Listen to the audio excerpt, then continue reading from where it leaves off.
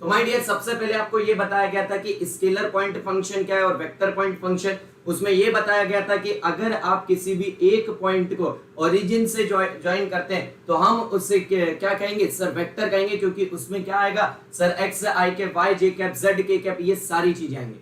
And then अगर हम input हमारा वेक्टर है, जब इनपुट वेक्टर को हम किसी फंक्शन में रखते हैं और हमें स्केलर क्वांटिटी मिलती है तो उससे कहते हैं स्केलर पॉइंट फंक्शन। और अगर हम उससे वेक्टर क्वांटिटी मिलती है एज अ रिजल्ट तो हम उससे कहते हैं vector point function.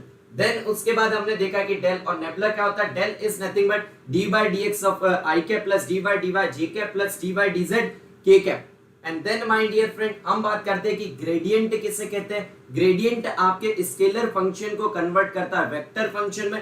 First thing, gradient से जो हमें क्या मिलता है माय डियर, ग्रेडियंट से हमें मिलता है क्या sir, surface normal vector. Surface normal vector मिलता है, इसी कंसेप्ट का यूज करके हम क्या निकाल सकते हैं, angle between the two surface, because the angle between the two surface is nothing but the angle between their normals. Then हम डॉट प्रोडक्ट का फॉर्मूला यूज करते हैं, then cos theta is equals to that my dear a vector dot b vector divided by mod of vector a mod of vector b।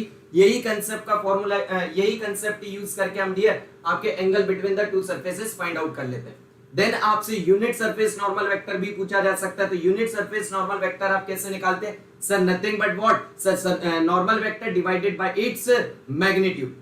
And then उसके बाद हम बात करें तो डाइवर्जेंस। डाइवर्जेंस क्या होता है, डाइवर्जेंस आपके वेक्टर फंक्शन को स्केलर फंक्शन में कन्वर्ट करता है। D for divergence and D for the dot product. तो आप क्या करते हैं सर, डेल और जो हमारा वेक्टर है उसके बीच में हम डॉट प्रोडक्ट लेते हैं और हमारा डाइवर्जेंस आ जाता है। एंड अगर आपका डाइवर्जेंस इक्वल्स टू 0 आता है तो तीन चीजें आती है।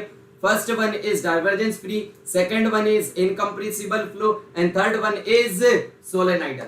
एंड देन उसके बाद हमने पढ़ा कि कर्ल किससे कहते हैं। कर्ल आपका वेक्टर क्वांटिटी को वेक्टर क्वांटिटी में कन्वर्ट करता है, first thing. Second thing, curl आपका जो है C for curl and C for cross product, means आप डेल और F वेक्टर में क्या करते हैं सर, क्रॉस प्रोडक्ट करते हैं और हमारी एक वेक्टर क्वांटिटी आती है। एंड अगर हम कर्ल की बात करें, अगर कर्ल इज इक्वल्स टू 0 है, कर्ल इक्वल्स टू 0 है तो उससे हम कहते हैं क्या है माय डियर, उससे हम कहते हैं irrotational flow and conservative field. Okay